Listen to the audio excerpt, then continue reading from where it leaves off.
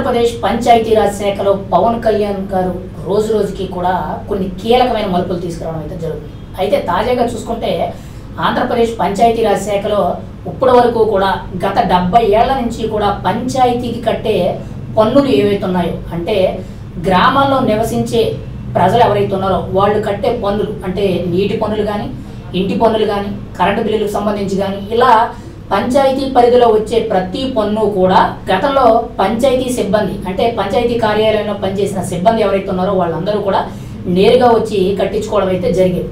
అయితే అలా జరగడం వల్ల గత 70 ఏళ్ల నుంచి కూడా పంచాయతీరాజ్ శాఖలో కీలకంగా ఆదాయం అనేది తగ్గడం, మెయిన్గా ప్రతి గ్రామ పంచాయతీలో కూడా ఏటా కూడా గ్రామ పంచాయతీకి సేకరించిన నిధులు ఏవైతే ఉన్నాయో, అంటే ఈ పన్నుల రూపంలో వచ్చిన నిధులు ఏవైతే ఉన్నాయో వాటిల్లో కొంత అవకతవకలు జరుగుతున్నాయని చెప్పి ఎప్పటి నుంచో కూడా కొన్ని వార్తలు అయితే రావడం జరిగింది.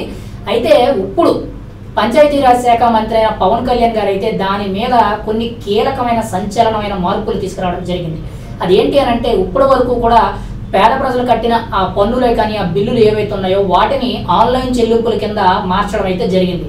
అంటే గతంలో ఈ ఆన్లైన్ చెల్లింపులు లేకపోవడం వల్ల కోట్లాది రూపాయలు అనేవి పంచాయతీలకే కానీ, పంచాయతీరాజ్ శాఖకే కానీ నష్టాలు రావడం అయితే జరిగింది. అంటే పంచాయతీ నిధులన్నీ కూడా అవకతవకలు జరగడం, పంచాయతీ సర్పంచే కానీ, పంచాయతీ సెక్రటరీ కిందే కానీ, లేదంటే పంచాయతీలో పనిచేసిన అధికారులు అయితే అవకతవకలు చేయడం, అవినీతి చేయడం అయితే జరిగింది. ఇప్పుడు అవన్నీ కూడా తగ్గించే విధంగా, ఈ అవినీతి అనేది దూరంగా పోయే విధంగా పవన్ కళ్యాణ్ గారు అయితే ఆన్లైన్ ఈ పోర్టల్ అనే విధంగా ఒక కొత్త విధానాన్ని అయితే తీసుకురావడం జరిగింది.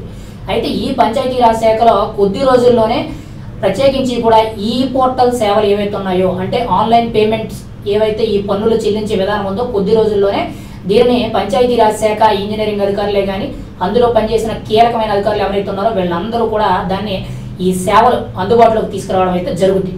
ఇందులో కీలకంగా చూసుకుంటే మెయిన్గా అవినీతి అనేది తగ్గాలి, పంచాయతీల్లో ఆదాయం పెరగాలి, ఆ పంచాయతీల నుంచి వచ్చిన ఆదాయం ఏదైతే ఉందో ఆ ఆదాయాన్ని కొంతవరకు కూడా గ్రామ పంచాయతీకి అక్కడ అభివృద్ధి పనులకి ఉపయోగించడం, కొంతవరకు కూడా మిగిలింది గవర్నమెంట్ అంటే పంచాయతీరాజ్ శాఖకి పంపించే విధంగా కొన్ని కీలక మార్పులు అయితే తీసుకోవడం జరిగింది. అంటే ఇప్పటి వరకు కూడా గత 70 ఏళ్ల నుంచి కూడా మనం చూసుకుంటే పంచాయతీరాజ్ శాఖలో ఏవైతే అవకతవకలు జరిగాయో ఇప్పుడు వాటన్నిటికీ కూడా స్వస్తి పలికే విధంగా పవన్ కళ్యాణ్ గారు చాలా కీలకమైన నిర్ణయాలు తీసుకురావడం జరిగింది.